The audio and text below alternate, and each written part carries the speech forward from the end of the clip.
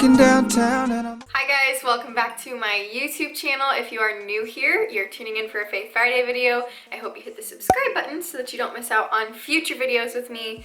If you're not new here, hi, welcome back. Love you the most. You already know what's going on. I'm feeling all the fall vibes right now. I've got my mom jeans on. I've got some flannel, a cardigan, and it's really gloomy outside, and I'm just ready for fall, baby. And I have a fall candle going. None of that has anything to do with this video, but are we surprised? In today's video, I just kind of wanted to give you guys like a chill, heart-to-heart chat and some real talk, real life advice. I don't want to like fluff it up or anything. I want to give you guys 5 practical ways that you can actually incorporate more Jesus into your life. Grab a cup of joe, get real cozy, and we're gonna chat.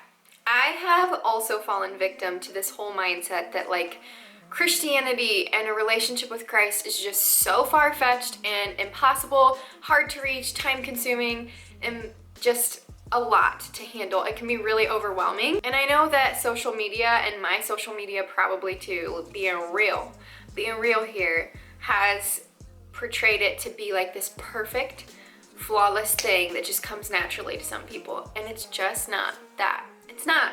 I try to be really real and authentic on here, and I will just be the one to say it. You have to really work, just like any relationship that you ever have in your life, you have to really, really work at your relationship with the Lord. It's not one-sided. It can't be one-sided. It can't just be him trying and you doing nothing. And God is always doing his part. It's whether or not you're doing yours. I have definitely struggled in the past with just thinking that having a relationship with Christ is so daunting that I would rather just not have one at all. I know that sounds really bad, but what I mean by this is the idea of reading my Bible every day, journaling every day, praying every day, worshiping every day, surrendering every day. That sounds like a lot, and I never knew where to start, so sometimes I would just be like, you know what? I'll do it someday later in life when I'm like 50, 60, maybe when I'm 70, you know what I mean? I want to give you 5 practical ways that you can make the whole concept of having a relationship with Christ less daunting, to where you can have it today, you can have it tomorrow, you can have it right now. The first thing is to listen to uplifting music. I know, trust me, I know, I understand that worship music or Christian music is not always the most pleasant to listen to. I personally do not listen to Christian radio. I just don't. I don't like the Christian songs that are all about like me, and like, you know, how great we are, but God's kind of good too. Or the ones that are just about like having a good day. I don't really listen to those. I don't like them. Sorry. But I love the songs that are all about Christ and what Christ has done for us, uplifting him. My favorite worship artists are pretty much any songs by Hillsong United, Hillsong Young and Free, Bethel, Jesus Culture, Elevation Worship, Transformation Worship, John Mark McMillan.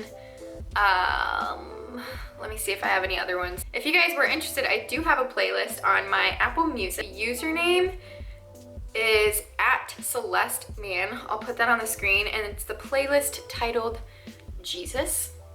That's the one that I listen to every day when I do my Bible time. Phil Wickham, Vertical Worship, Kim Walker, love Kim Walker, Red Rocks Worship.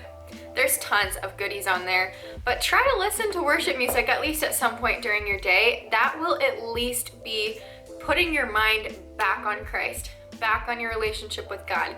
The lyrics, listen to the lyrics. I encourage you guys of this, even if the music style is just not your thing, listen to the lyrics, listen to what it's saying about God, what it's saying about how he loves you, and just really try to picture just you and him when you hear that song, and make it like an intimate time, even if it's one song per day. I like to listen to it in the mornings, and then later on in the day I'm probably bumping to some Lizzo. Controversial? Probably. Number 2 is to set aside time for God. Look at your schedule. How much free time do you actually have And I want you to be really honest with yourself, because I know so many people, myself oftentimes included, who are like, yeah, sorry, I just have like no free time. I'm so busy all the time. I don't even have time to breathe. and I'm like, Oh, you posted on Instagram today. You scrolled on Instagram today. You watched a YouTube video. You watched Hulu. You watched Netflix. You went to Starbucks with a friend. You have time. You have time.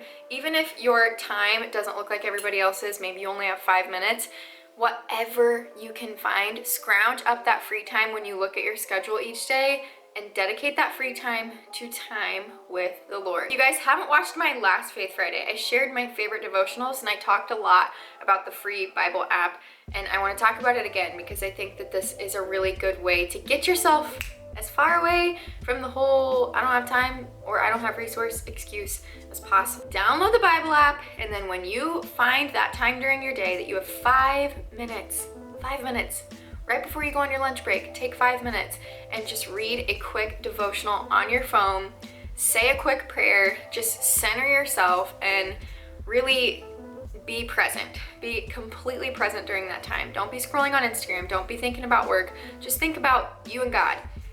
5 minutes, you guys. Set aside time each day. If this means you have to sit down and write down your day-to-day schedule minute by minute to find out where you can chunk off some time to spend time with God, do it. You have to prioritize it. Make time for it. Schedule 5 minutes. 5 minutes is all you need. And then eventually, maybe that 5 minutes will turn into a half hour for you. That half hour will turn into an hour for you. That hour will turn into continual and all-day communication through prayer. It's a continual effort, but it's also about prioritizing. Number 3, find podcasts to listen to. When I worked my office job, I was really lacking time management as far as dedicating time to my time with the Lord and getting like real intimate time with the Lord. I felt like I needed more education. I felt like I needed more time to learn and soak up knowledge. Like I was craving it. I just didn't really know how to schedule it in. And so one thing that I did do is I would continually listen to podcasts, especially if it was a work day where I was just doing like data entry work. Podcasts are an incredible resource to grow your faith. My favorite Christian podcast, my number 1 is As For Me and My House by Milena Ciciotti. I don't know if I'm saying her last name right. I really doubt it. She also has a YouTube channel. You could watch her videos. She's amazing. You will love her. Trust me. Her and her husband have a Christian podcast and they talk about anything and everything. Then Elevation Church is an obvious one. Stephen Furtick. Transformation Church. We are obsessed. I already talked about Transformation Church a billion times on here. And The Porch is a good one. And those are all that I currently listen to, but I love them so much.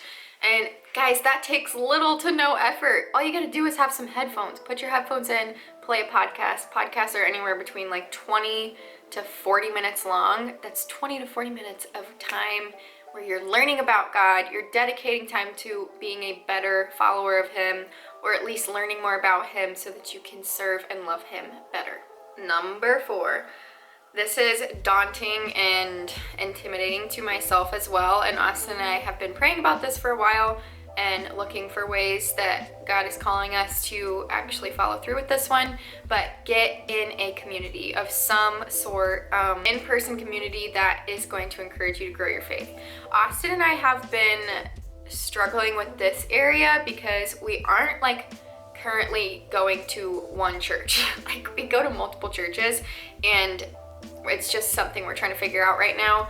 And we've been praying about it and we're trying to figure out like if we're gonna get involved in a small group or whatever we're gonna do, a Bible study of some sort. But there are so many free resources out there, guys. There's online Bible studies now. Usually like I think that there's even like Facebook group Bible studies you can join, but go to your local church or the church that you go to and just ask, like find a women's group to go to, find a women's study to go to, start your own small group. Just find a community of women or people that are like-minded that are going to push you in your faith. If you're always surrounding yourself with people who don't really care to get a deeper relationship with Christ either, then your desire to deepen your relationship with Christ will also suffer, and your desire will be taking the back burner. We are oftentimes the product of our environment, and if your environment is everything against pushing you to deepen your faith, that's not helping you. And number 5,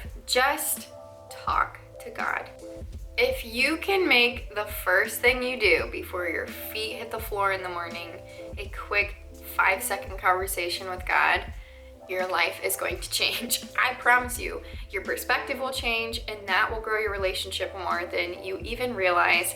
The little things count, you guys. It's not all big gestures. It's not all big steps and overwhelming tasks that you have to do, or things that you have to learn, or ways that you have to be perfect before you can have this great relationship with Christ. It's little things. It's surrendering more pieces of yourself each day, just giving him more space to occupy inside of you. If you give him no space at all, giving him 5 seconds is still better than nothing. And then the next day, give him 30 seconds.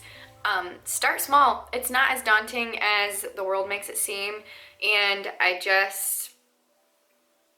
don't know. You don't have to be perfect to have a relationship with God. I mean, if that were true, nobody would have a relationship with God, because ain't nobody perfect. I think the pressure just needs to be taken off so that people feel more welcomed at the feet of Jesus, because he's the most welcoming and warm and loving thing to exist. So we shouldn't be intimidated to create a relationship with him.